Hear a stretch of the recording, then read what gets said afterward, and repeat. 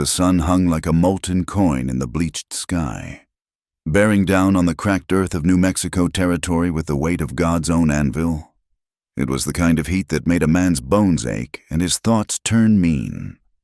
The year was 1886, and the little town of Perdition's Bend had been forgotten by everyone except the dust devils and the occasional drifter looking for trouble or redemption. Silas McCrae stood on the porch of his ranch house, squinting against the glare as he watched the horizon shimmer and dance. At 42, he carried himself like a man who'd learned to bear weight without bending. The war had left its mark on him, not just in the scar that ran from his left temple to his jaw, but in the careful way he moved, the measured distance he kept from others.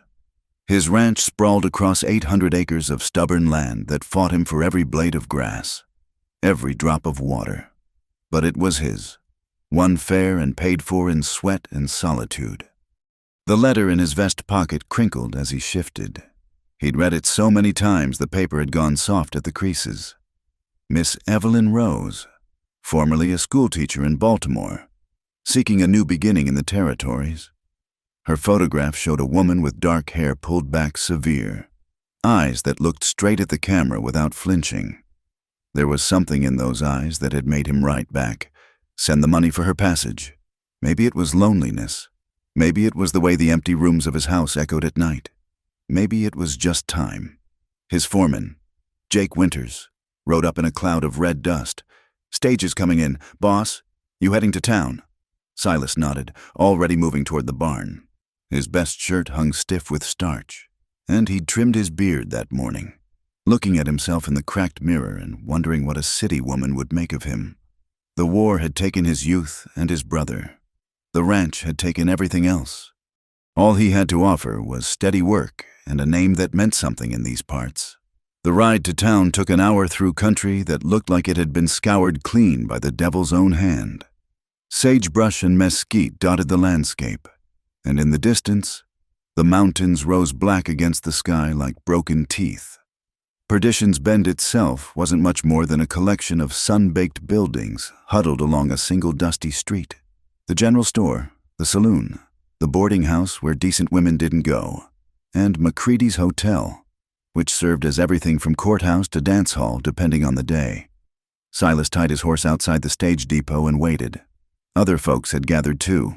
Mrs. Henderson from the boarding house, always eager for gossip, Tom Hartley, who ran the livery, and a few cowboys killing time before their next drink. They all knew why he was there. News traveled fast in a town where entertainment was scarce. "Mail-order bride, Mrs." Henderson whispered to her companion, loud enough for him to hear. "From back east. You mark my words. She won't last a season out here." Silas kept his eyes on the road, but his jaw tightened. Let them talk. They talked when he came back from the war, too, about how Silas McCrae had gone strange, how he'd rather spend time with cattle than Christians.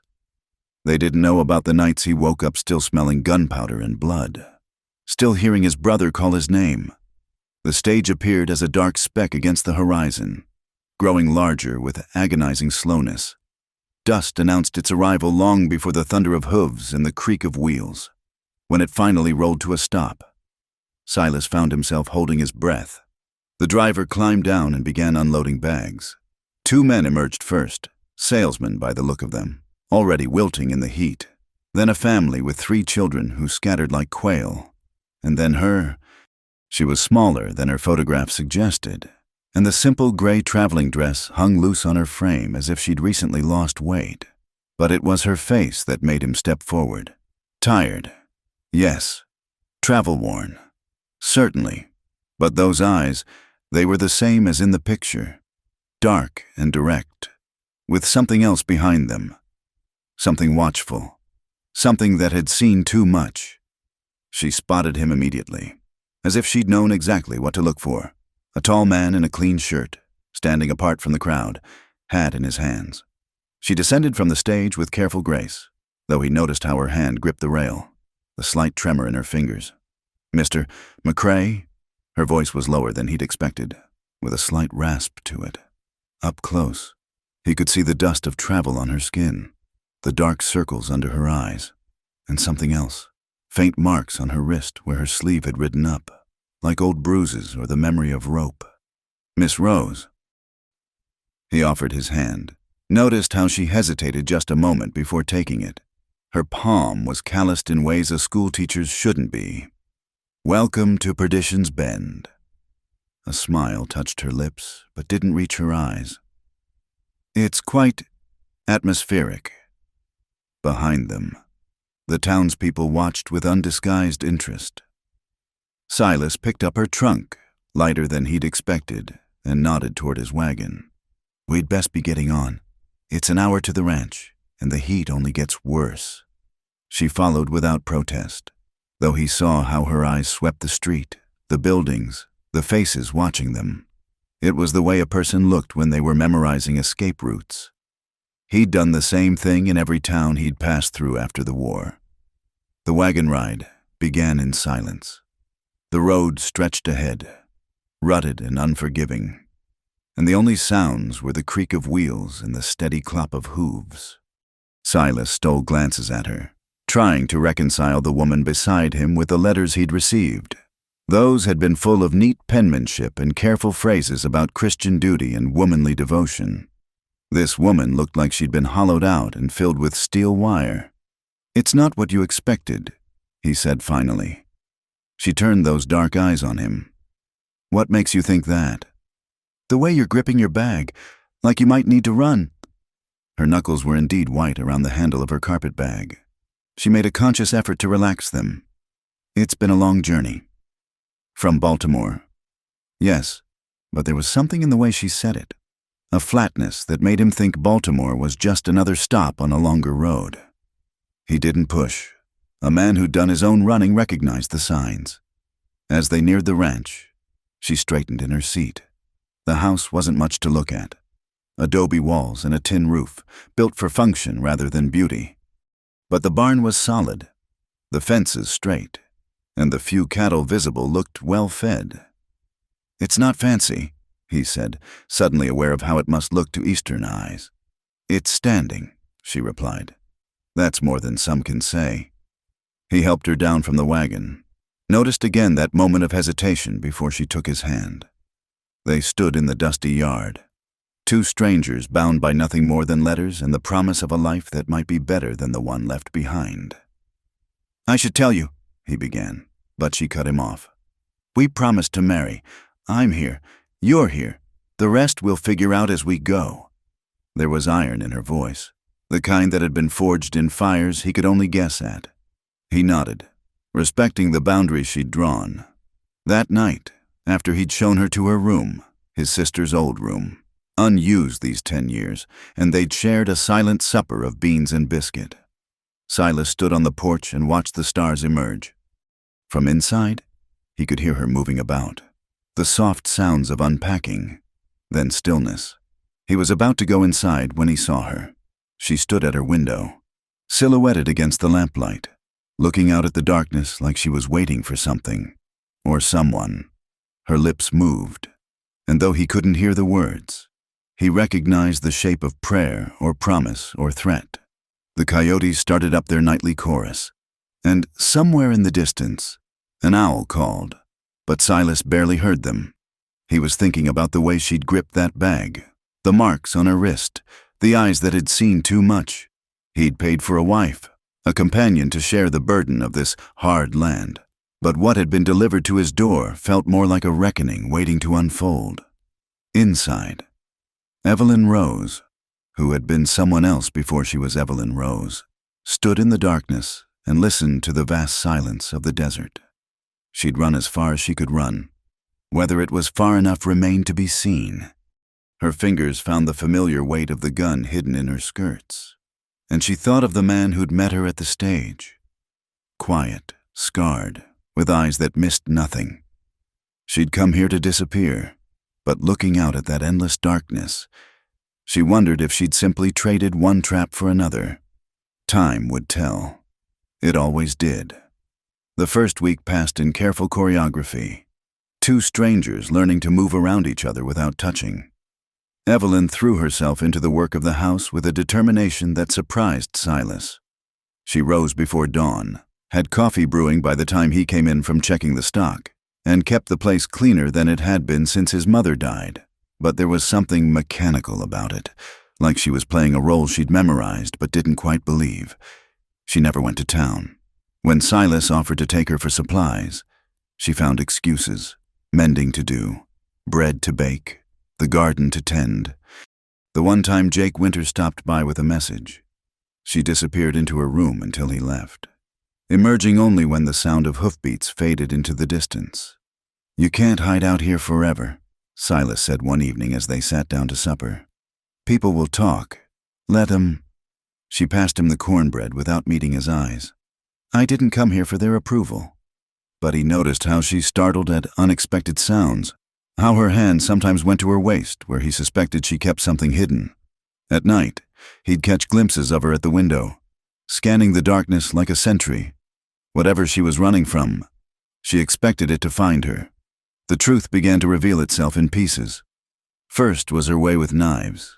He watched her butcher a chicken with the kind of efficiency that spoke of practice with sharper instruments on softer targets.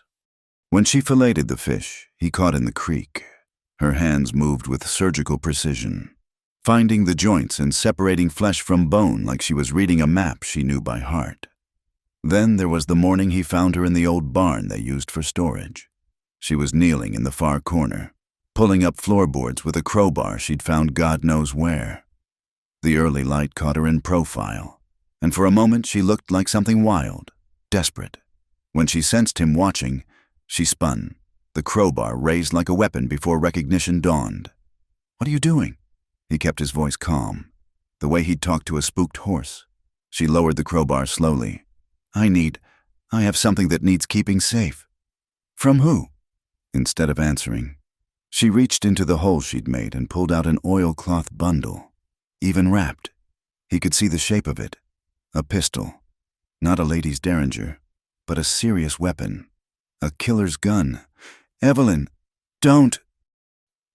Her voice was sharp as winter wind. "Don't ask questions you don't want answered." They stood there in the dusty barn, morning light streaming through the gaps in the walls, and Silas felt the weight of all the things they weren't saying. He'd known when he'd seen those marks on her wrists, known when he'd watched her scan the horizon like a soldier. Some part of him had always known. "Keep it hidden better," he said finally. "Jake's boys play in here sometimes." Relief flickered across her face before she could stop it. She rewrapped the gun and chose a different spot, beneath a pile of old horse blankets. As she worked, her sleeve rode up, revealing not just those faint marks, but something else. The edge of a tattoo, letters he couldn't quite make out. That night, the storm came. It rolled in from the mountains like God's own fury, turning the sky green-black and setting the cattle to lowing nervously. Lightning split the darkness, and thunder followed close enough to shake the windows. Silas was securing the barn doors when the wind caught him, nearly knocking him off his feet. He fought his way back to the house to find Evelyn struggling to hold the kitchen door against the gale. Together they got it closed and barred. The wind screamed around the corners of the house, and somewhere they could hear wood splintering. The chicken coop, most likely, or part of the fence. In the morning there'd be damage to assess, repairs to make, but for now, they could only wait it out. "We need to check the roof," she shouted over the noise. "If we lose it." A massive gust hit the house, and they both heard it, the shriek of metal peeling away. Part of the roof over the storage room. From the sound of it, rain would be pouring in. They worked together without discussion, grabbing buckets, canvas, anything that might help. In the storage room, water was already streaming through a gap where the tin had torn away.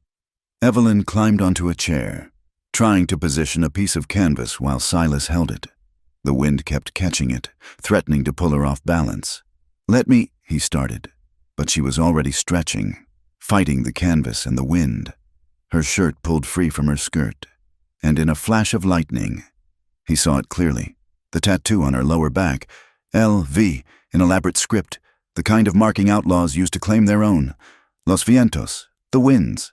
He knew that mark, had seen it on wanted posters, had heard the stories, a gang that had torn through Arizona territory like a plague, robbing stages and banks. leaving bodies when crossed. She must have felt his stillness because she turned, saw his face, and knew what he'd seen. For a moment, they just stared at each other while the storm raged around them. Then the canvas tore free entirely, and they were both soaked in seconds. Later, when they'd done what they could and sat by the fire in dry clothes, the silence stretched between them like a chasm. Evelyn stared into the flames, her face carved from shadow and regret. "I left that life," she said finally. "I betrayed them to get free. They don't forgive that kind of thing." "How many people did you kill?" The question hung in the air like smoke. She didn't flinch from it. "Enough to know I don't want to kill anymore. And they're hunting you." "Yes." Silas poured whiskey for both of them. The good stuff he saved for special occasions. Though what you call this occasion, he didn't know. "What was your name? Before? Does it matter? I'd like to know who's sharing my roof." She took a long sip of whiskey. "Luz Valencia. My mother was Mexican. My father was whoever paid for the night. I was sold to a gold miner when I was 14. Ended up with the gang when I was 16. Been running since I was 23. 7 years of running." No wonder she had those eyes, that constant watchfulness. "And the teaching story. I can read and write, better than most. A doctor in Tucson taught me, among other things." Her smile was bitter. "Before he sold me to pay his gambling debts." The fire crackled. Outside, the storm was beginning to wear itself out, though rain still drummed on what was left of the roof. Silas studied her face in the firelight, seeing her truly for the first time. Not Evelyn Rose, the fictional schoolteacher, Luz Valencia, who'd survived things that would have broken most people. "I'll leave in the morning," she said. "You don't need my trouble." "Where would you go?" She shrugged. "North, Canada. Maybe. Somewhere they won't follow. They'll follow you to Canada. They'll follow you to hell if that's what it takes. That's what blood feuds do." She looked at him then, and he saw the moment she decided to show him one more truth. Reaching for her collar, she pulled it aside to reveal the scar across her throat, white against her sun-darkened skin. "This is what happened the last time they caught me. I won't let it happen again." Silas felt something shift inside his chest. Not pity, she'd hate that. Not desire, though she was beautiful in her fierce way. It was recognition. They were both refugees from their own wars, both carrying scars that would never quite heal. "Stay," he heard himself say. "We made a bargain. I'm not a man who breaks his word, even knowing what I am, especially knowing a person's more than their worst day." She turned back to the fire, but not before he caught the glimmer of tears she'd never let fall. "You're a fool. Silas McCrae." Been called worse. The next morning dawned clear and cold, the storm having washed the air clean. They worked side by side to repair the damage, and if their hands occasionally brushed as they passed tools or timber, neither acknowledged it. The roof would need proper fixing, but their patch would hold. As the sun climbed higher, Evelyn, Luz, whoever she was now, stopped and shaded her eyes, looking east toward the mountains. "They'll come eventually, then we'll be ready." She looked at him, something shifting in those dark eyes. For the first time since she'd arrived, he saw a flicker of what might be hope. "You can't fight my battles." "No," he agreed, "but you don't have to fight them alone anymore." That night, she made a meal better than anything he'd eaten in years. They ate in companionable silence, and when she smiled at something, really smiled, not the careful expression she usually wore, he thought maybe they could build something from the wreckage of their separate pasts. Maybe that was enough. But later, walking past her room, he heard her whisper in Spanish to the darkness, a prayer or a promise or a warning. And through her window, barely visible in the moonlight, he could see her sitting on the bed with that pistol across her knees, ready for whatever might come calling in the night. The days that followed the storm settled into an uneasy rhythm. They moved around each other like dancers who hadn't yet learned the steps, careful and measured. Silas would catch her watching him sometimes, her expression unreadable, as if she was waiting for him to change his mind about letting her stay. He never did. The distance between them was a living thing, fed by silence and the weight of her confession. He'd given her space, thinking that's what she needed, but the space had hardened into a wall neither seemed able to cross. They spoke only of necessary things, the work that needed doing, the supplies running low, the fence that required mending. At meals, the scrape of forks against plates was often the only sound. It was the wire that changed things. Silas was stringing new fencing along the eastern boundary when the barbed wire snapped back like a snake, catching his forearm and tearing through shirt and skin. He cursed, blood already soaking through the fabric, and headed back to the house, pressing his bandana against the wound. He found her kneading bread, flour dusting her arms up to the elbows.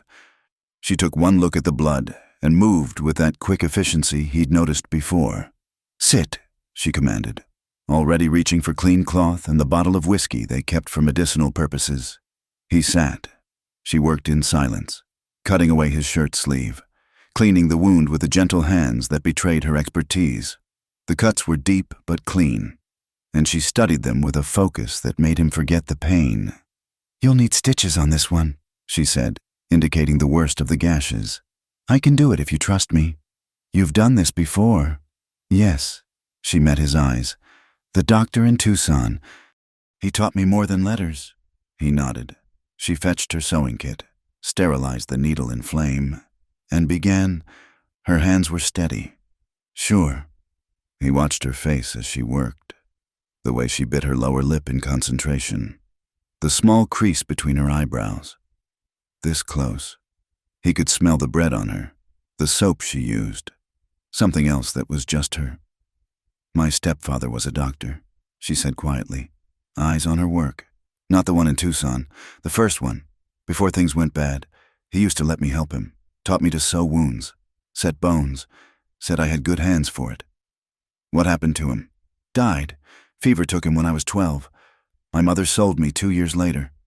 Her voice was matter-of-fact, as if she was discussing the weather. The healing knowledge came in useful with the gang. Gunshot wounds don't mend themselves. She tied off the last stitch, bandaged his arm with careful precision. But when she was done, she didn't move away. Her hand rested on his arm, just above the bandage, and he could feel the tremor in it. "I used to dream about being different," she said, so quiet he had to lean in to hear. "About having clean hands, a clean life. But the blood doesn't wash off, does it?" "No," he said honestly. "But you learn to live with it." She looked up at him then, and something in her face cracked open. I'm not good at this, at being near people without waiting for them to hurt me. I know. That night in the storm, you could have thrown me out. Should have. But I didn't." "Why?" He thought about it, wanting to give her truth since she'd given him hers. "Because I know what it's like to have a past that won't let go. Because you looked at my scars that first day and didn't ask questions. Because maybe we're both looking for the same thing." "What's that?" "A place to stop running." The space between them seemed to shimmer with possibility. She was still touching his arm, and he could feel his pulse under her fingers. Slowly, carefully, as if she might spook, he raised his other hand to cover hers. She didn't pull away. That night, thunder rolled in again, though no rain followed. Just the sound of it, distant and threatening. Silas lay in his bed, arm throbbing despite the whiskey he'd taken for the pain. When he heard his door creak open, she stood in the doorway, silhouetted against the faint light from the hall.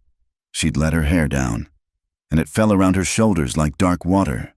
She wore only her nightgown, and he could see she was shaking. "I can't," she whispered. "I can't be alone tonight. The thunder, it sounds like—" "Come here," he said. She crossed the room like a ghost, slipped into his bed with movements so careful it was as if she expected to be rejected even now.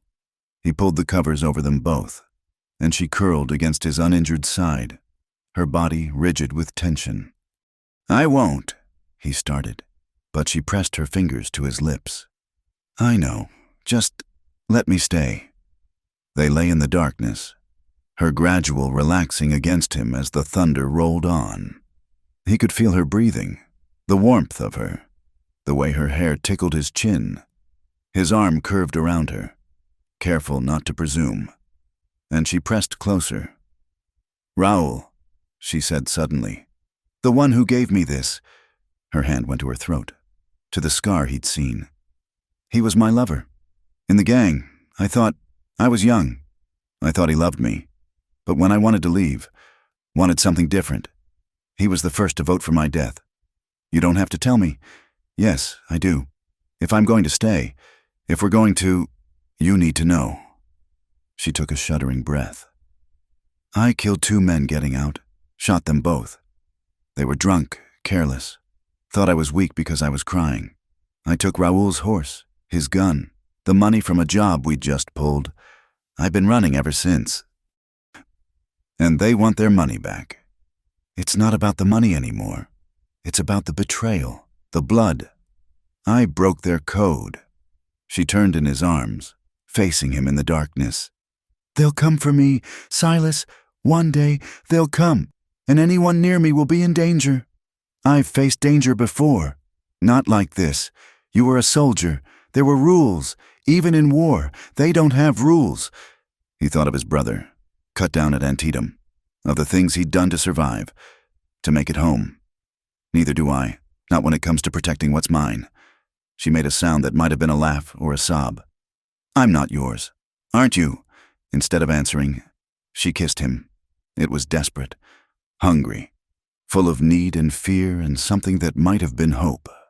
He responded carefully at first, mindful of all the ways she'd been hurt. But she made a frustrated sound and pressed closer, and careful went out the window. When they finally broke apart, both breathing hard, she whispered, "I haven't, not since I left. I don't know if I can." "We don't have to, ever, if that's what you want. This is enough." She was quiet for so long he thought she'd fallen asleep. Then, "What if I want more? What if I want everything? What if I'm too broken for everything?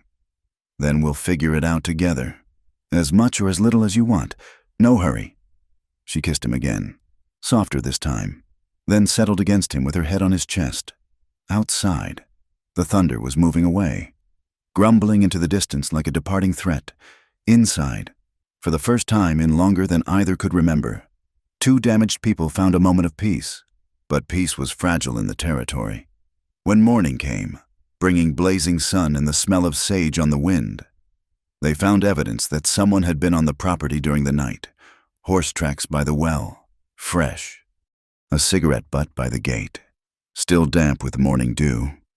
Evelyn, he couldn't think of her as loose, not when she was trying so hard to be someone new, went very still when she saw them. All the warmth from the night before drained from her face, leaving it mask-like and cold. "Could be anyone," Silas said, but even he didn't believe it. Drifters didn't come this far off the main road without reason. She was already moving, checking her hidden gun, scanning the horizon with those sharp eyes. "They're scouting, seeing if I'm here, testing. Then we'll be ready." She looked at him, and for a moment the mask slipped. "I shouldn't have. Last night, I've made you a target now. I was a target the moment I didn't turn you in." He caught her arm as she tried to turn away. "Stop running, even in your head. We face this together or not at all." She stared at him for a long moment, then nodded slowly.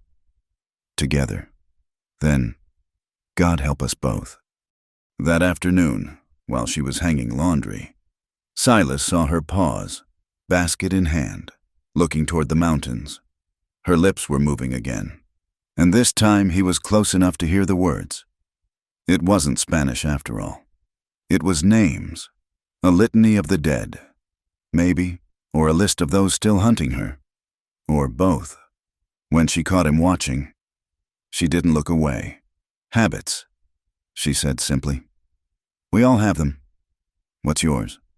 "I count my dead at dawn, every morning, so I don't forget why I survived when they didn't." She set down the basket and came to him, reached up to touch his scarred face with gentle fingers. "Maybe that's what we are to each other, the reason to survive." That night, she came to his bed again, and this time there was no storm to blame it on. Just need and loneliness and the growing thing between them that neither quite dared to name. They loved carefully, mindful of wounds both seen and hidden, and afterward lay entwined while the coyotes sang their ancient songs to the stars. "Tell me we'll be all right," she whispered against his chest. He couldn't lie to her. "I don't know, but we'll face whatever comes." She lifted her head to look at him. In the moonlight, her eyes were black as the space between stars. "That's not very comforting. Would you rather have pretty lies?" "No." She laid her head back down. "No more lies. Not between us." Outside, a horse whinnied in the distance, too far away to be one of theirs. They both heard it, both tensed, then deliberately relaxed. Whatever was coming would come in its own time. For now, they had this. It would have to be enough. The cattle drive to Pueblo should have been routine. 3 days there, a day to settle the sale. 3 days back. Silas had made the trip a dozen times, knew every waterhole and canyon along the route. But this time felt different from the moment they set out. Him and Jake and 2 of the younger hands, driving 50 head of prime beef to market. He kept looking back toward the ranch, where he'd left Evelyn with the Spencer rifle and instructions to bar the doors at night. She'd kissed him goodbye with a smile that didn't reach her eyes, and he'd seen her checking the loads in her pistol as they rode away. The trouble came on the second day. At Willow Creek Crossing, 2 men sat their horses on the far bank, watching as Silas's crew drove the cattle through the shallow water. They were dressed like cowboys, but something was off. Their horses too fine, their guns too ready, their eyes too focused on Silas rather than the cattle. "Afternoon," one called out as Silas approached. He was Mexican, with silver conchos on his hatband and scars on his hands that spoke of knife work. "Fine-looking herd you got there." "It'll do," Silas replied, hand resting casual on his thigh, inches from his holster. Man could make good money with cattle like that. Course, man could lose everything too, if he's not careful. The stranger's companion, a pale man with dead eyes, spat tobacco juice into the stream. Dangerous country out here. That's why we travel armed. Smart, but sometimes guns ain't enough. Sometimes a man needs to know who his friends are, who his enemies are. The Mexican leaned forward in his saddle. "You Silas McCrae? Got that ranch down by Perdition's Bend?" Every nerve in Silas's body went tight. Behind him, he could feel Jake and the boys tensing up. "Might be, might not. Don't recall catching your name." "Cruz. Miguel Cruz. My friend here's Thompson. We're looking for someone might have passed through your way. Woman about so high, dark hair, pretty thing. Goes by different names. Rosa, Maria, Evelyn maybe. Lot of women in the territory. Can't say I keep track of them all." Cruz smiled, but it was all teeth, no warmth. "This one's special. See, she took something didn't belong to her, left some friends of ours in a bad way. We just want to talk to her, settle things peaceful, like, if I see anyone matching that description, I'll be sure to forget you asked." Thompson's hand twitched toward his gun, but Cruz held up a hand. "Now, that's not very neighborly. See, we heard tell this woman might have answered one of those matrimonial advertisements. Heard tell the man who placed it might be harboring a fugitive. That's a hanging offense in some parts. Good thing we're not in those parts." They stared at each other across the muddy water, the cattle milling nervously between them. Silas could feel the situation balanced on a knife's edge. One wrong word, one sudden move, and the creek would run red. "Tell you what," Cruz said finally. "You think on it. We'll be around. And McCrae, that's a nice ranch you got. Be a shame if something happened to it. Fire spreads quick in dry country." They wheeled their horses and rode off, but not far. Throughout the rest of the drive, Silas caught glimpses of them on ridgelines.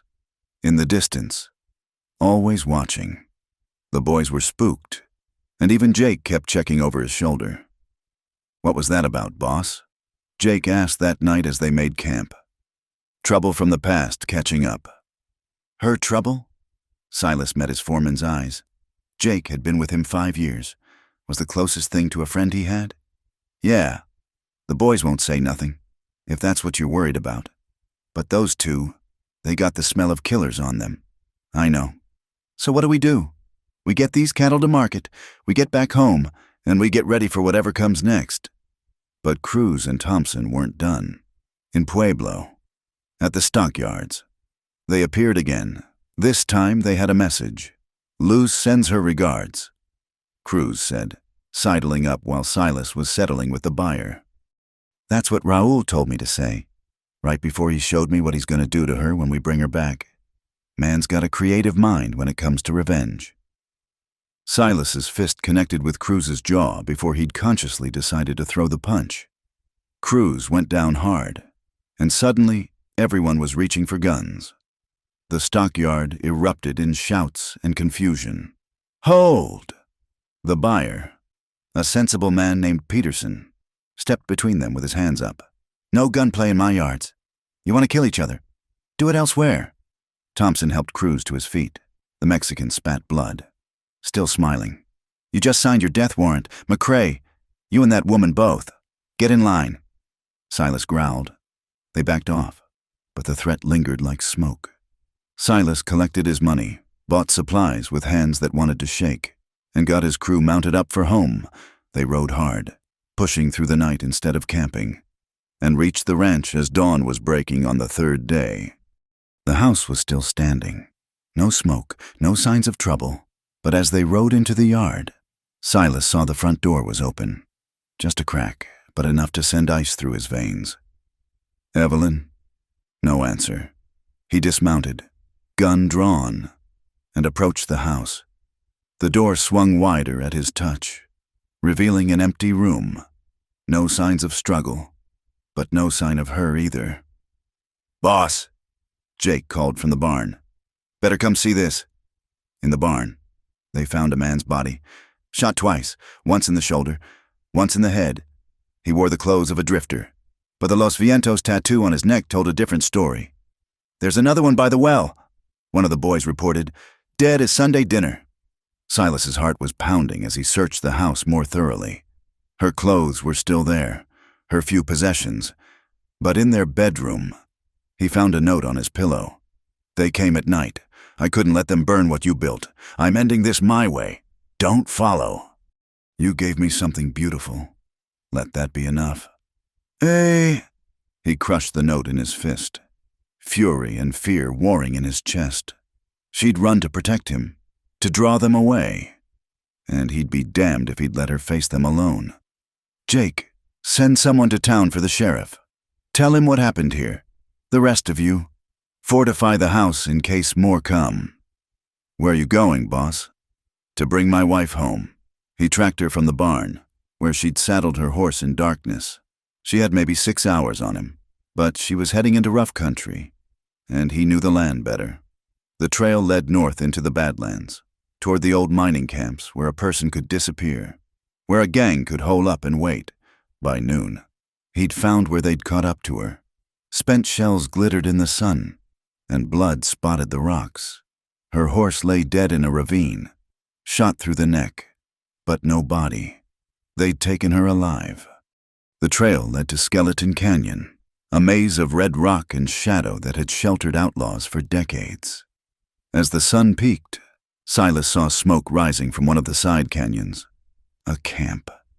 He left his horse and went forward on foot, using every skill the war had taught him about moving unseen. There were 5 of them, including Cruz and Thompson, and her, tied to a wagon wheel. Clothes torn but head high, even from a distance. He could see the bruises on her face, the blood on her lip, but she was alive, talking, even her voice carrying on the still air. Should have sent better men the first time.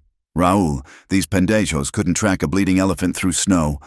Raul Vasquez stepped into view, and Silas understood why she'd run so far. The man was handsome in a cruel way, with the kind of easy grace that made him more dangerous than any dozen thugs. He backhanded her almost casually, and she spat blood at his feet. Still got that mouth on you, querida. We'll see how long that lasts. Silas counted angles, distances, cover. 5 men, all armed. Him with a rifle and pistol. Limited ammunition. Bad odds. But then, he'd faced bad odds before. He was calculating his approach when he heard horses. A lot of them. Coming fast. For a moment, he thought reinforcements for the gang. Then he saw Jake crest the ridge with 10 men from town, including Sheriff Watson and some of the merchants who'd gotten tired of outlaw threats. The outlaws scrambled for positions, but they were caught in the open, outnumbered and outgunned. Watson's voice boomed across the canyon. "Throw down your weapons in the name of the law." What happened next was inevitable. Cruz went for his gun. Thompson dove for cover, and Raoul, snake quick, pulled Evelyn in front of him as a shield, his gun to her head. "Back off, or she dies." That's when Silas took his shot, 900 yards, downhill with a crosswind. The kind of shot he'd made in the war when lives depended on it. The bullet took Raoul in the right shoulder, spinning him away from Evelyn. She dropped and rolled as gunfire erupted from both sides. When the smoke cleared, 4 outlaws were dead. Thompson was gut shot. Wouldn't last the hour, and Raoul lay in the dust. Evelyn's boot on his wrist. Her pistol, somehow she'd gotten her pistol, pointed at his head. "Do it!" he gasped. "You know you want to." She stood there, blood on her face, clothes in tatters, looking like some avenging angel risen from desert stone. Her finger tightened on the trigger. "Evelyn." Silas had made his way down, was close enough to see her hands trembling. "You don't have to. It's over." "Is it?" She didn't look away from Raoul. "He'll never stop. None of them will. As long as he lives. I'll be running." "Then let the law handle it. You're not that person anymore." "Aren't I?" But her voice cracked on the words. Sheriff Watson stepped forward. "Ma'am, lower the weapon. This man will hang for his crimes. I guarantee it." For a long moment, nobody moved. Then, slowly, she lowered the gun. Raoul started to laugh, but it turned into a cough as blood frothed on his lips. "You've gone soft. Loose. That man made you weak." "No," she said quietly. "He made me strong enough to choose different." As Watson's men secured the survivors, Silas wrapped his coat around her shoulders. She leaned into him, solid and real and alive. "You came for me. Always will. I left to protect you. I don't need protecting. I need you." She looked up at him, and for the first time since he'd known her, tears rolled freely down her cheeks. "I love you. I should have said it before. I love you, and I was so afraid they'd take that away." He kissed her forehead, her cheeks, tasted salt and copper and life. "They can't take what we won't let go of." As they rode back toward home, her mounted behind him on his horse, arms tight around his waist. She said, "It's not over. There are others. The gang won't just disappear." "I know, but we'll face them. Together." "Together," she agreed, and he felt her rest her head against his back, felt some of the tension finally leave her body. Behind them, the law dealt with what was left of her past. Ahead, the ranch waited, and whatever future they could build from the ashes of who they used to be. The night was deep and moonless when Silas woke to the sound of horses, not the casual clip-clop of travelers passing through, but the careful quiet of men trying not to be heard. He reached for Evelyn, but her side of the bed was empty, sheets still warm. Through the window, he caught a glimpse of her silhouette in the kitchen, rifle in hand. They'd developed a system over the past 2 weeks since the confrontation at Skeleton Canyon. She took the kitchen window that covered the front approach. He took the bedroom, watching the barn and the eastern field, like soldiers who'd shared too many battles to need words. "How many?" he whispered, joining her in the darkness. 4, maybe 5, coming up from the creek." The riders emerged from the cottonwoods like ghosts, spreading out in a half circle around the house. Even in the darkness, Silas could see they wore long coats despite the warm night, dusters to hide weapons. Los Vientos had come calling again. "Stay inside," he told her, checking his rifle. Like hell. Before he could stop her, she'd slipped out the back door. moving with that liquid grace he'd come to recognize as her past self surfacing. Luz Valencia might be trying to become Evelyn McCrae, but the skills that had kept her alive all those years didn't just disappear. Silas cursed under his breath and followed. They took positions behind the water trough and the forge. Good cover with clear fields of fire. The riders had stopped just outside comfortable shooting range, their leader walking his horse forward with deliberate calm. "McCrae, we come to talk. No need for anyone to die tonight." The voice was cultured, with only a trace of Spanish accent. This wasn't some border tough. As the rider came closer, Silas could make out an older man, silver-haired and straight-backed, wearing clothes too fine for night riding. "That's close enough," Silas called out. The man reined in, hands visible and empty. "I am Don Alejandro Morales. Perhaps Luz mentioned me?" Beside him, Evelyn made a small sound. Her rifle barrel wavered for the first time since he'd known her. "She's not here," Silas lied. "Please, let's not insult each other's intelligence. I trained that girl from when she was 16. I know her breathing in the dark." He shifted slightly in his saddle, addressing the shadows where she hid. "Hello, mija. You look well. This life agrees with you." "Don't call me that." Evelyn's voice was steady, but Silas heard the pain beneath. "You lost that right when you voted to have me killed." "Ah, but I voted against it. Child, why do you think you lived long enough to run?" Silence stretched between them. "Then, you taught me everything. How to shoot, how to ride, how to survive, and then you let them come for me. The vote was binding. I couldn't stop it, but I could make sure Raul was drunk that night, that only 2 men went with him instead of 6. I could make sure your horse was the fastest in the stable." The old man sighed. "I've done many things I regret. Luz, letting you go was not one of them." "Then why are you here?" "Because Raul is dead, and the young wolves smell weakness. They want blood for blood. Your blood, your man's blood.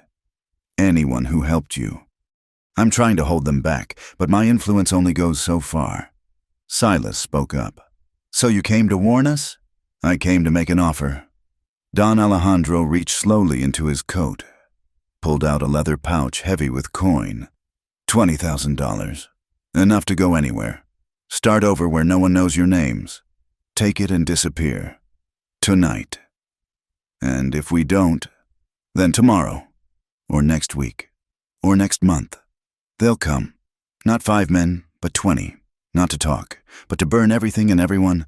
I've seen what's left after Los Vientos takes its full vengeance. You don't want that." Evelyn stepped out from cover, rifle still ready but pointed at the ground. In the starlight, Silas could see tears on her face. "You were the closest thing to a father I had, and you were the daughter I chose, if not the life I'd have chosen for you." The old man's voice roughened. "Take the money, mija. Live. Be happy. Have the children you used to dream about when you thought no one was listening. The others will come anyway. You know that." "Perhaps, but I'll do what I can to muddy your trail, and every mile you put between here and there makes it harder for them." He set the pouch on a fence post. "You have until dawn to decide. After that, I can't protect you." He turned his horse, then paused. "That mark on your back, I could have removed it. You know, you never asked. I needed the reminder of what I was. No, you needed the reminder that you survived it." He touched his hat. "Vaya con Dios, Luz Valencia. May you find the peace that eluded me." The riders melted back into the darkness, leaving only the echo of hoofbeats and the weight of decision. Silas and Evelyn stood in the yard, the money pouch between them like an accusation. "We should take it," she said finally. "Start over in California, or Oregon, somewhere green." "Is that what you want?" "I want to live. I want you to live. I want—" Her voice broke. "I want to stop looking over my shoulder, stop jumping at shadows, stop waiting for the night they finally come." He pulled her close, felt her trembling against him. "Then we go, but not because we're running, because we're choosing something better." They worked through the remaining darkness, packing only essentials. Silas woke Jake, gave him the deed to the ranch and instructions for the cattle, The foreman took it all in stride, as if he'd been expecting this. "Always figured that woman had a past," Jake said. "Also figured you knew what you were doing. Take care of the place. Maybe I'll be back for it someday." "It'll be here," as dawn painted the eastern sky pink and gold. They loaded the wagon. Evelyn wore her traveling dress from that first day, but now it fit her properly, and her face had lost that haunted hollowness. She moved with purpose, not fear. "Wait," she said suddenly, and disappeared into the house. She came back with something wrapped in oilcloth, her gun, the one she'd hidden that first week, without ceremony. She walked to the well and dropped it in. The splash echoed in the morning quiet. "No more," she said simply. They were 5 miles out when they saw the smoke, black and ugly against the clean morning sky, rising from the direction of the ranch. Silas pulled up the team, and they sat watching their former life burn. "Jake and the boys?" "Got out," Evelyn said with certainty. "That's just the house and barn, a message. From Don Alejandro, from the young wolves, showing him they don't need his permission anymore." She touched his arm. "We can't go back." "I know." But he sat a moment longer, watching the smoke rise. That house had sheltered 3 generations of McCrae's. His mother had died in that bedroom, his father in the kitchen. Every board and nail represented years of labor, of building something from nothing. "I'm sorry," Evelyn whispered. "You lost everything because of me." He turned to look at her, this woman who'd walked into his life with violence at her heels and taught him his heart still worked. "No, I gained everything that matters." They drove on, the smoke falling behind them like a discarded past. At the crossroads, where the trails split between California and Oregon, Silas pulled out the money pouch, hefted its weight. "Blood money," Evelyn said. "Freedom money," he corrected. "What we make of it is up to us." She was quiet for a long moment. Then, "Oregon. I want to see green things. Want to smell rain instead of dust. Want to forget what the desert sounds like at night. Oregon it is." They turned north, the wagon wheels finding new ruts, carrying them toward whatever came next. Behind them, the past burned itself to ash.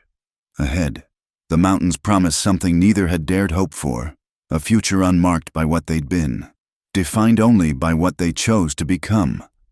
As the sun climbed higher, Evelyn shifted closer to him on the wagon seat. "Silas? Yeah?" When Don Alejandro mentioned children, she trailed off, suddenly shy in a way that made her seem younger, more vulnerable. He glanced at her, saw the way her hand rested on her stomach. Understanding hit him like a physical blow. "Are you? Maybe. I'm not sure yet, but maybe." He pulled up the team, right there in the middle of the trail, and kissed her until they were both breathless. When they parted, she was laughing and crying at the same time. "So we're really doing this? New life, new name, new everything. Everything except us," he said. "We stay us. Silas and Evelyn McCrae, heading to Oregon to start a farm." She tried on the words like new clothes. "I think I could learn to be her." "You already are." They drove on through the morning, through the heat that was already building toward another brutal day. But in the distance, clouds gathered over the mountains, promising rain and change and the washing clean of things. Evelyn began to hum, some half-remembered tune from a childhood she rarely spoke of. And Silas found himself thinking not of what they'd lost, but of what they might build. The past would follow. Maybe the young wolves might catch their scent, might track them even to Oregon's green valleys. But that was tomorrow's worry. And today they were just another couple heading west, carrying their hopes in a weathered wagon and $20,000 in blood-bought freedom. As they made camp that first night, Evelyn pulled out paper and pen from her trunk. "I want to write it down," she said. "All of it, so someday, when this is just a story we tell by the fire, we remember it true. The ugly parts too, especially those. How else will we know how far we've come?" So while he tended the fire and watched the darkness for threats that didn't come, she began to write. The true story of Luz Valencia and Silas McCrae, of violence and redemption, of two damaged people who found in each other the courage to become whole. She wrote until the fire burned low and her hand cramped, and when she finally set down the pen, she looked at him with eyes clear and unafraid. "No more running," she said. "No more running," he agreed, and in the vast silence of the territories, under stars that didn't care about past or future, they held each other and believed it might be true. Dawn came like a judgment, painting the sky the color of fresh blood. They'd made camp in a box canyon 20 miles north of the crossroads, a defensible position that Silas chose out of habit more than real concern. But habits had kept him alive through war and worse. So when he heard the horses approaching in that gray hour before true light, he was already awake, already reaching for his rifle. "How many?" Evelyn whispered, instantly alert beside him. "Too many?" They came like they owned the dawn. 15 riders spreading out to block the canyon mouth. No subtlety now. No pretense of negotiation. These were the young wolves Don Alejandro had warned about, hungry for blood and reputation. The leader was perhaps 25, with the kind of vicious beauty that made cruel men dangerous to more than just their enemies. He wore silver conchos on his hat like Cruz had, but these were taken from dead men. Silas recognized the patterns from wanted posters. This was Joaquin Delgado, who'd earned his spurs killing 3 rangers in Amarillo. "Buenos dias, Senora Valencia," Joaquin called out, his voice carrying clearly in the still air. "You're a hard woman to find. Not hard enough, apparently." Evelyn stood slowly, hands visible but near her weapons. She'd changed during the night. Anticipating this, wore pants and a man's shirt, hair tied back, ready to fight or ride. "Don Alejandro said you'd gone north." But I think to myself, would the famous Luz Valencia really run? The woman who rode with Raul Vasquez, who could shoot the eye from an eagle in flight? No, I think she'd stop to rest, to plan, and here you are. "What do you want?" "Joaquin. Justice. Blood for blood. Raul was my cousin. Raul was a dog who'd sell his mother for whiskey money." Joaquin's smile was sharp as broken glass. "Perhaps, but he was our dog, and you put him down." Silas stepped out beside her, rifle cradled casual but ready. "He's not dead. The law has him." "The law," Joaquin spat. "The same law that hangs Mexican boys for stealing bread while white ranchers steal our land? No, gringo, we make our own justice." The riders began to close in, slow and deliberate. Silas counted options.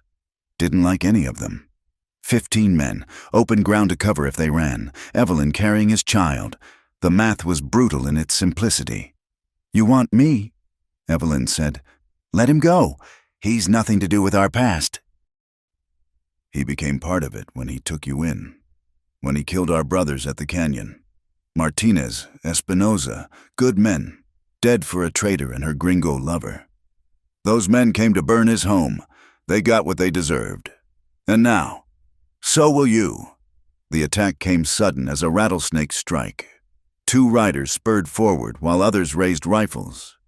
Silas shot the first from his horse, saw Evelyn's pistol buck in her hand as she took the second. Then the canyon erupted in gunfire. They made it to cover behind the wagon, splinters flying as bullets chewed into the wood.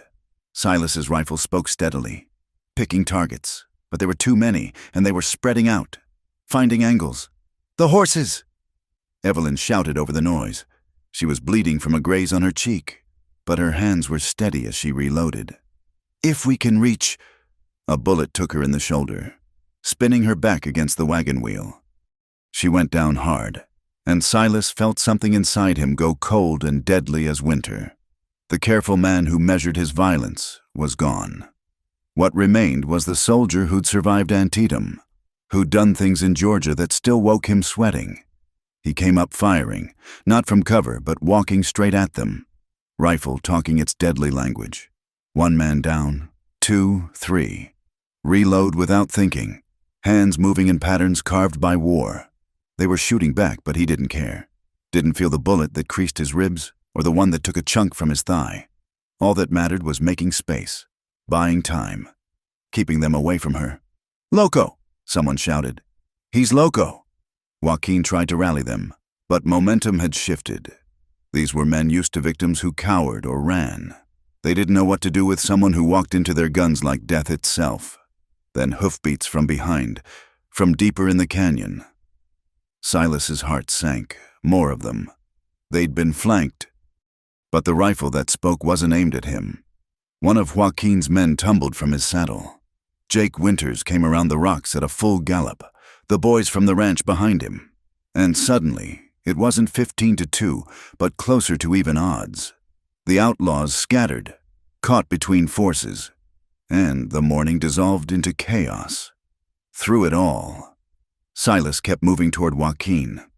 The young wolf saw him coming, raised his pearl-handled Colt, and smiled that sharp smile. They fired together.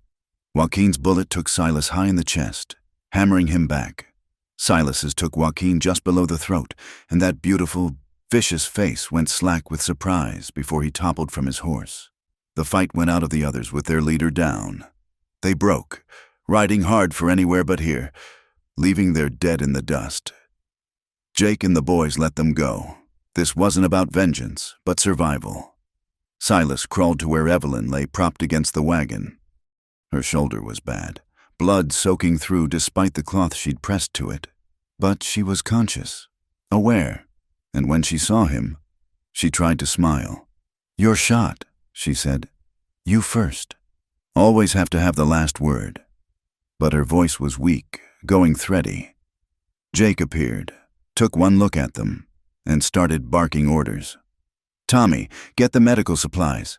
Will, bring whiskey and clean water. Move!" They worked in the rising sun. Jake's steady hands doing what field surgery they could.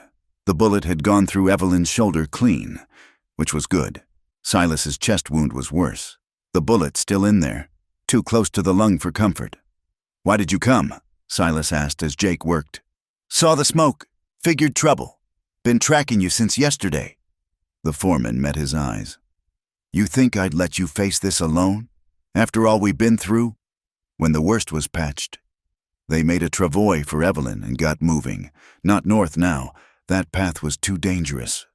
Jake knew a doctor in Cedar Falls who wouldn't ask questions, who'd dig bullets out of men who couldn't explain them. The ride was a haze of pain and sun.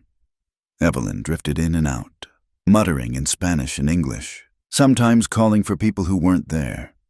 Silas held consciousness through will alone, watching the horizon for more riders who never came. The doctor was an old drunk named Fitzgerald who'd lost his license back east but still had steady hands when it mattered. He took one look at them and got to work, not asking how or why, just focusing on keeping them alive. "The woman will heal clean if infection doesn't set in," he said after washing blood from his hands. "You're luckier. Bullet missed anything vital by a hair. Week in bed, month taking it easy. You'll mend." "The baby," Evelyn said, speaking for the first time in hours. "Is the baby—" Fitzgerald's eyebrows rose, but he examined her gently. "Can't say for certain this early, but everything seems as it should. Baby's tougher than you'd think at this stage. Just like its mother, I'd say." Relief washed over her face, and she gripped Silas's hand hard enough to hurt. They were alive, broken and bloodied, but alive. The past had taken its best shot, and they were still standing. Jake and the boys stayed until the danger of infection passed, taking turns on watch. Word filtered in. The survivors of Joaquin's band had scattered to the wind. Some said Don Alejandro himself had put word out that the debt was paid. The matter closed, whether true or not. No one else came hunting. On the fourth day, as Silas lay propped up in bed while Evelyn slept beside him, Jake brought news from the ranch. "Saved what we could from the fire. Cattle are fine. Moved to the north pasture. House is gone, but the barn's mostly standing. Could rebuild, if you've a mind to." Silas looked at Evelyn, pale but peaceful in sleep, her hand resting protective over her belly. "No, that life's done. We'll heal up, then head on to Oregon like we planned." "What about the ranch?" "It's yours if you want it. Land's in your name now anyway. Make something of it." Jake nodded slowly. "I'll hold it in trust. Case you ever want to come back." We won't. Maybe, maybe not. But home's good to have, even if you never use it. When Jake and the boys left, heading back to salvage what they could, Silas and Evelyn were alone in the little room above the doctor's office. She was awake now, watching him with those dark eyes that had seen too much but somehow still held hope. "It's over," she said. It wasn't quite a question. "That part is, what comes next is up to us. I don't know how to be normal, how to be a farmer's wife, a mother. I've been Luz Valencia longer than I was ever anything else. Then be both, be all of it. The woman who can shoot and ride and heal, the woman who loves fiercely and protects what's hers, the woman who chose different when it mattered." She was quiet for a long moment. Then, "Will you teach me how to be happy? We'll learn together." She kissed him then, careful of their wounds but full of promise. Outside, Cedar Falls went about its business, unaware of the small miracle happening in the room above. Two people choosing to live rather than just survive, choosing hope over history. When they finally left, heading north in a new wagon bought with Don Alejandro's money, Evelyn no longer looked back. The woman who rode beside Silas into Oregon's promise was both Luz Valencia and Evelyn McCrae, carrying all her past but no longer chained to it. Behind them, the desert kept its secrets. Ahead, green mountains caught clouds heavy with rain, and somewhere in the distance, they could hear water running free and clear, washing everything clean. The jail in Cedar Falls was nothing more than a converted stable with iron bars, but it held her just the same. 1 month after the shootout, while Silas was still healing. Sheriff Watson had arrived from Perdition's Bend with papers and apologies. There'd been a witness to the old killings, someone who'd finally come forward. The territorial judge, eager to show that law applied equally to all, had issued a warrant. "I'm sorry, McCrae," Watson had said, hat in hands. "I know what she did was self-defense, but the law's the law. She'll get a fair trial, I promise you that." Fair, as if anything about Evelyn's life had been fair. Now Silas sat in the cramped lawyer's office above the general store, across from a man who looked too old for the territory but too stubborn to quit. Samuel Morrison had defended lost causes for 30 years, first as a Union officer arguing courts-martial, then as a civilian fighting for those the system would rather forget. "Tell me everything," Morrison said, pen poised over paper. "Don't leave out a detail. The prosecution will paint her as a cold-blooded killer who seduced you for protection. We need to show the jury who she really is." So Silas told it, all of it. The mail-order bride who wasn't what she seemed, the woman who'd tried to disappear into a new life, the gang that wouldn't let her go, the violence that followed her like a shadow until she had no choice but to face it. Morrison listened, occasionally asking questions, his face giving nothing away. When Silas finished, the lawyer set down his pen and looked out the window at the jail across the street. The deaths during her escape, Rodriguez and Malone, those are what they'll hang her for if we're not careful. Everything else is hearsay or too recent to matter. But 2 dead men, shot in the back according to the witness. That's hard to explain away. She was defending herself. They would have killed her. I believe you. But belief isn't evidence. Morrison stood, pacing the small office. We need witnesses of our own. Character witnesses. People who can speak to who she is now, not who she was then. She never went to town, kept to herself. What about the doctor? Fitzgerald mentioned she helped tend injured miners after that cave-in last month, even with her shoulders still healing. That's something. It was true, even locked up. Evelyn had insisted on helping when they'd brought the injured men in, had shown the doctor techniques he'd never seen, saved at least one life with her steady hands and hard-won knowledge. I'll talk to him, Silas said. Good. We'll need more.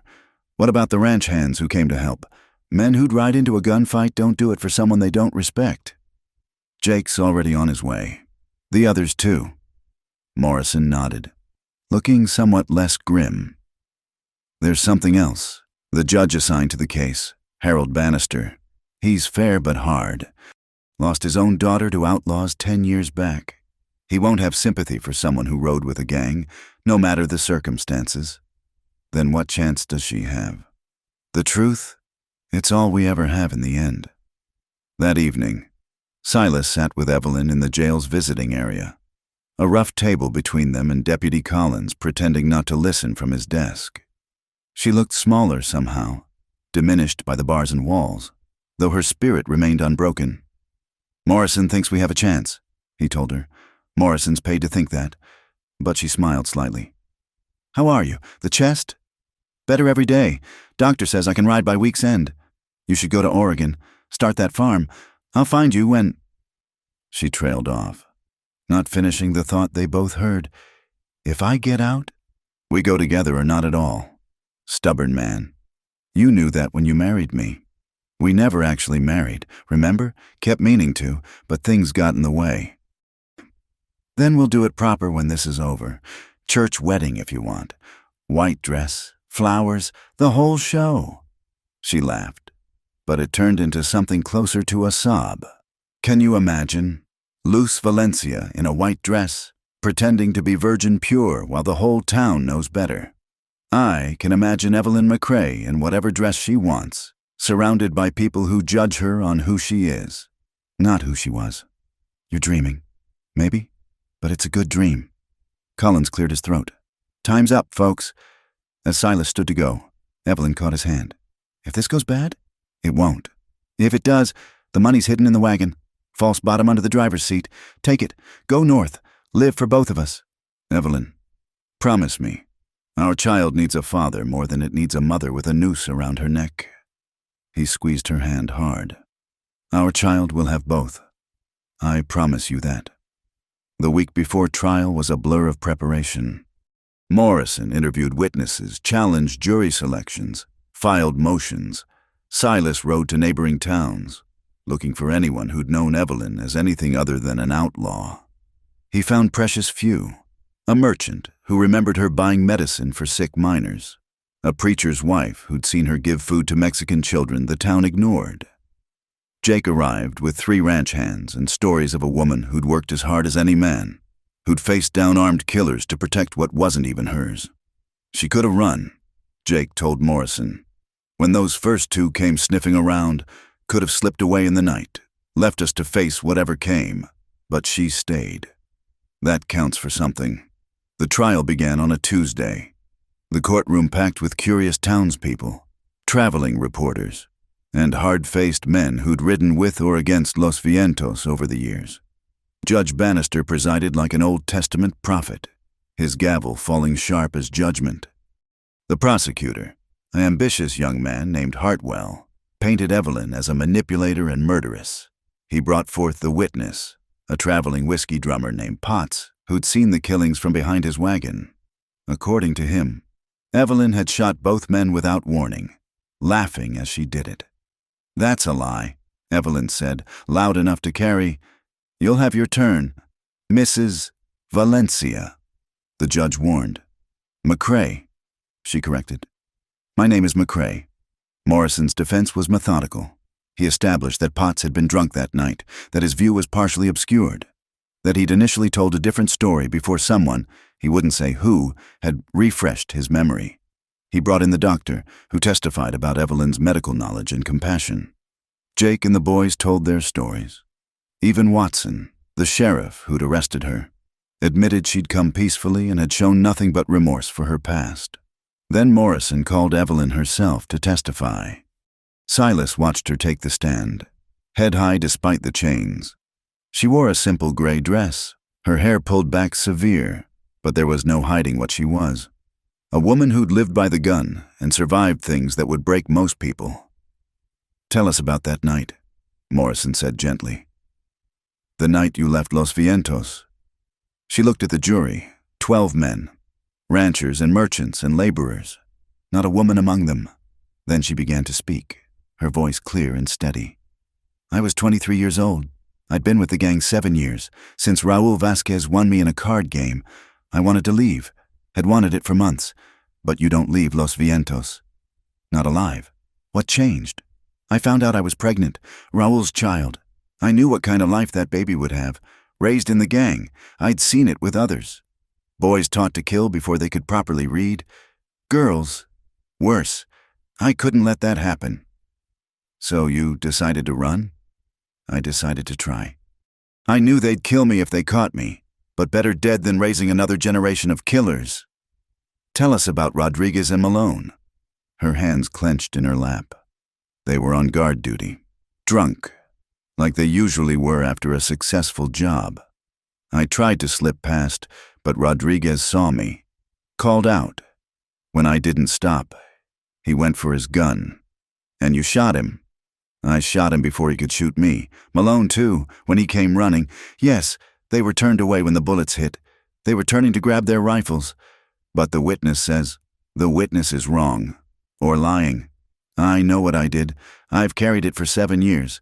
But I won't carry more than what's mine. Hartwell's cross-examination was brutal. He hammered at inconsistencies, brought up other killings, tried to paint her as a willing participant rather than a victim. But Evelyn held steady, admitting what was true, denying what wasn't, never trying to make herself seem better than she was. You're a killer, Hartwell said finally. However you dress it up, you've killed multiple men. Yes, she said simply. I've killed to survive. I've killed to protect others. I've killed because I was young and scared and didn't know any other way. But I'm trying to be different now. Trying to be better. Isn't that what the law is supposed to allow? The chance to change. The jury deliberated for 6 hours. 6 hours that felt like 6 years, sitting in that courtroom waiting. When they filed back in, not one would meet Evelyn's eyes. Has the jury reached a verdict? We have, Your Honor. On the charge of murder in the first degree of Miguel Rodriguez. Not guilty. A ripple through the courtroom. Silas felt his heart start beating again. On the charge of murder in the first degree of Thomas Malone? Not guilty. On the charge of conspiracy to commit robbery? Guilty. The gavel fell like thunder. Evelyn stood steady, but Silas saw her sway slightly. Guilty of the lesser charge, but not murder, not the noose. Judge Bannister looked down at her with those hard eyes. Evelyn McCrae, formerly known as Luz Valencia, this court finds you guilty of conspiracy to commit robbery. However, given the circumstances of your involvement, your youth at the time, and the testimony regarding your character since leaving that life, I am inclined toward leniency. He paused, seeming to weigh justice against mercy. You are hereby sentenced to 3 years confinement, suspended to 6 months' time served and 5 years probation. You will not leave the territory without permission of the court. You will report monthly to the sheriff of whatever town you reside in. Any violation of these terms will result in immediate imprisonment for the full sentence. Additionally, he continued, his voice softening slightly, this court takes notice that you are with child. Upon completion of your 6 months, you will be released to the custody of your husband, who will be responsible for ensuring your compliance with the terms of probation. The courtroom erupted in mixed reactions, some calling it too lenient, others nodding approval. But Silas heard none of it. He was watching Evelyn as she turned to find him in the crowd, tears streaming down her face. Not guilty of murder? 6 months instead of the noose. They had a chance. Morrison was speaking, something about appeals and sentence reduction. But Silas was already moving toward the front of the courtroom. The deputies let him approach, and he took Evelyn's chained hands in his. 6 months, she whispered. I can do 6 months standing on my head. We'll do them together, every visiting day. I'll be here. The baby will be born free, born to parents who fought for the right to raise it proper. She leaned her forehead against his, and for a moment, the courtroom and chains and judgment fell away. It was just them, battered and scarred but unbroken. I love you, she said. I love you too, now and always. The deputies led her away, back to the jail that would hold her for 6 more months.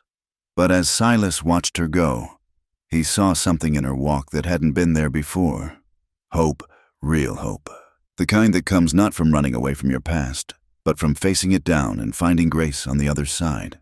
Outside, the sun was setting over Cedar Falls, painting the sky in shades of redemption. 6 months, then Oregon, then the rest of their lives, whatever that might bring. It was more than either of them had dared hope for when this all began. Morrison clapped him on the shoulder. Not perfect, but better than we might have gotten. Bannister's a hard man, but fair. She'll be safe in his jail. Thank you for everything.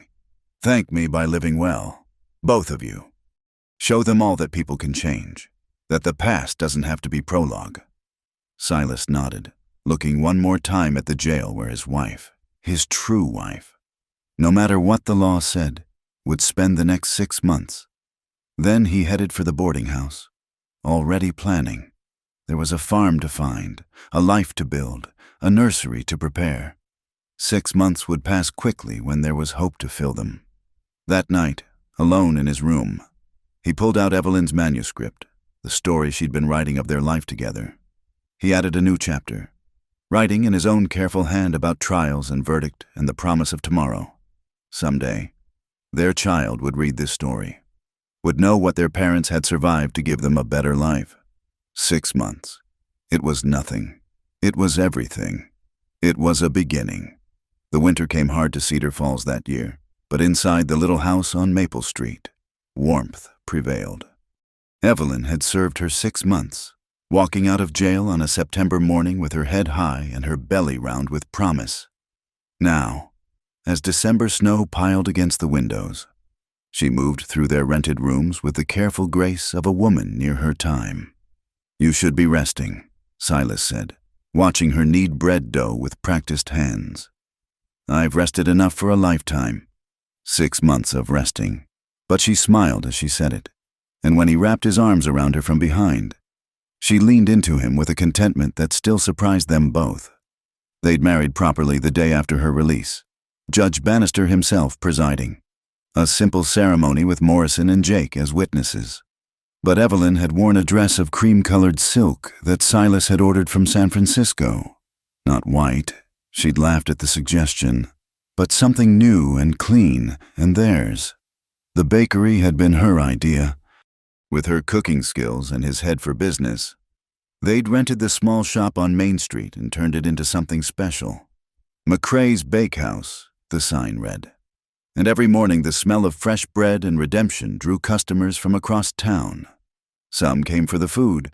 Others came to gawk at the notorious Luz Valencia, now heavy with child and dusted with flour. But Evelyn met their stares with quiet dignity, and slowly, respect replaced curiosity. She had a way with the Mexican families who usually kept to their side of town, speaking to them in Spanish, knowing their preferences. She saved day-old bread for miners' children, extended credit to widows, and never turned anyone away hungry. "She's making amends," the preacher's wife observed, watching Evelyn slip extra rolls into a poor woman's basket. "No," Silas corrected quietly.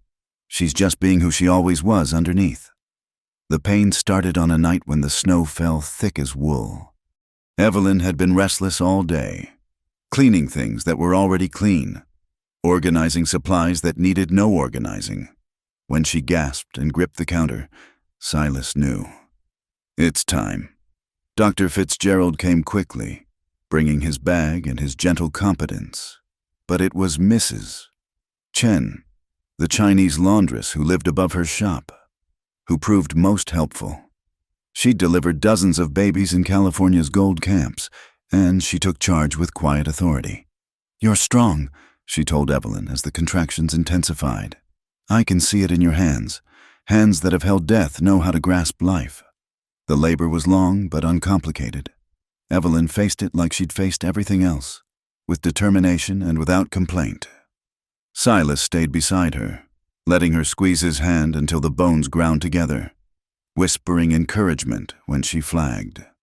As dawn broke over the snow-covered town, their daughter entered the world with a cry that seemed to shake the walls.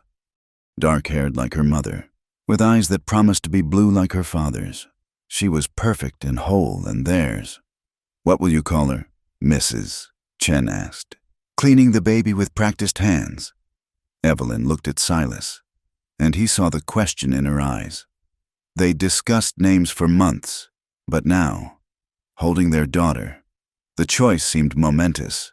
Grace, Evelyn said finally. Grace McCrae, because that's what she is, what all of this has been. 5 years passed in the rhythms of ordinary life.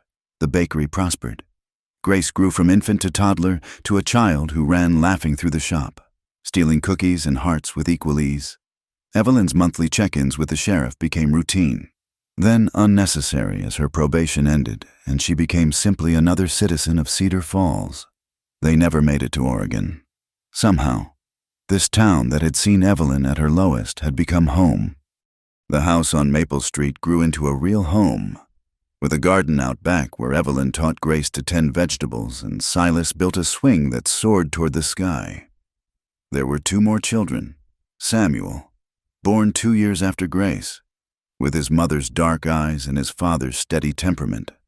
Then Clara, who came as a surprise when they thought their family complete.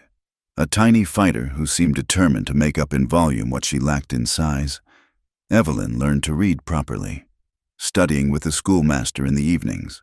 She wrote their story out in full, hiding the pages in the same box where she kept her citizenship papers and the children's birth certificates. Proof that they existed, that they'd built something from the ashes of what they'd been. Not everything was easy. There were nights when thunderstorms brought back memories, when Evelyn woke, gasping from dreams of gunfire and pursuit. Times when someone recognized her in the street and whispered behind their hands. Once, a cousin of one of the men she'd killed came looking for revenge, but Sheriff Watson sent him on his way with a warning that the past was buried and best left that way. "Do you regret it?" Silas asked one evening as they sat on the porch, watching their children play in the dusty street. "Not going to Oregon? Not starting completely fresh?" "No." Evelyn's hand found his, fingers intertwining with the ease of long practice. "Running doesn't erase the past. Facing it does. Living through it does. Building something better on top of it does." Grace ran to them then, 7 years old and full of questions. "Mama, why does Mrs. Henderson say you used to be someone else?" Evelyn pulled her daughter onto her lap, smoothing back hair that was dark like her own. "Because I was mi amor. Before I was your mama, I was someone who made bad choices and lived a hard life. But then I met your papa, and we decided to be better, to be the people you and your brother and sister would need us to be. Were you scared? Every day. Sometimes I still am. But you stayed anyway. Yes, because love is stronger than fear. Always remember that." Grace nodded solemnly, then brightened. "Can I have a cookie? One, and share with your brother." As Grace ran off, Silas squeezed Evelyn's hand. They'd decided early on to be honest with their children, age appropriately, about their past. Better they hear truth from their parents than whispers from strangers. The letter came on a Tuesday. Evelyn found it slipped under the bakery door, her name written in a hand she hadn't seen in 13 years. Don Alejandro's writing had gotten shaky, but she'd have known it anywhere. "Mija," it read, "I am dying. The young wolves have torn each other apart, and Los Vientos is no more. You are free, truly free. I thought you should know. Be happy. You deserve it." Hey. She burned the letter in the bakery oven, watching her past turn to ash one final time. When Silas asked why she was crying, she just held him tight and whispered, "It's over. It's really, finally over." That Sunday, at the church she'd once thought would never welcome her, Evelyn stood to give testimony. It was something she'd been asked to do before but had never felt ready for. Now, with her children in the front pew and her husband beside them, she found the words. "I was lost," she said simply. "As lost as a person can be. I did terrible things, lived a terrible life, but God's grace found me anyway, in the shape of a man brave enough to see past what I was to what I could be, in the shape of a town that gave me a second chance, in the shape of children who call me mama and don't care that my hands once held guns instead of bread dough." Her voice grew stronger as she continued. "I can't change my past, can't bring back the dead or undo the harm, but I can live each day trying to balance the scales, trying to put good into the world where once I put only pain. That's all any of us can do. Choose each day to be better than we were the day before. She sat down to silence. Then, slowly, applause. Not everyone. Some would never forgive or forget. But enough. More than enough. That night, as they tucked their children into bed, Samuel asked, "Mama, will you tell us a story? What kind of story would you like? A true one, about cowboys and outlaws and people who change." Evelyn looked at Silas, who nodded. So she began. Once upon a time, in a land where the sun burned hot and mercy was scarce as water, there lived a woman who thought she was too broken to be loved. As she told their story, sanitized for young ears but true in its bones, Silas watched their children's faces. Grace listened with fierce attention, Samuel with wide eyes, Clara already half asleep in her father's arms. They would grow up knowing their parents weren't perfect, that redemption was possible, that love could bloom in the rockiest soil. The story ended, as all the best stories do, with hope. "And did they live happily ever after?" Samuel asked sleepily. "They lived," Evelyn said, kissing his forehead. "Every day, good and bad, easy and hard, they lived, and that, mihijo, is its own kind of happily ever after." Later, on the porch under stars that witnessed everything and judged nothing, Silas and Evelyn sat in comfortable silence. The town slept around them, peaceful in its imperfection. Somewhere a dog barked, somewhere a baby cried and was comforted, somewhere their past lay buried so deep, even memory couldn't fully resurrect it. "I love you," Evelyn said, words worn smooth by repetition but no less true. "I love you too," Silas replied, and meant it with every scar, every gray hair, every line that time and trouble had etched on his face. They'd written their story in lead and blood, in tears and gunpowder, but the ending, this quiet life, these sleeping children, this love that had survived everything, they'd written that in hope, and hope, they'd learned, was the strongest ink of all. In the morning there would be bread to bake, children to wake, life to live. But for now, they sat together in the darkness that no longer frightened them. Two people who'd found in each other the courage to become who they were always meant to be. And in the old barn at the abandoned McCrae Ranch, where Evelyn had once hidden a gun beneath loose floorboards, wildflowers grew through the cracks, reaching always toward the light. Thank you for listening to this tale from the Old West, where redemption was hard-won and love was worth fighting for.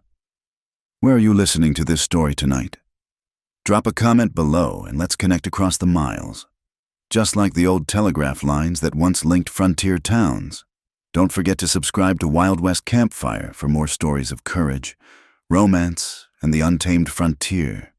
Share your thoughts about Evelyn and Silas's journey. Did their love story touch your heart as it touched mine? Until next time, partners, keep your fires burning bright and your hearts open to the possibilities of a new dawn.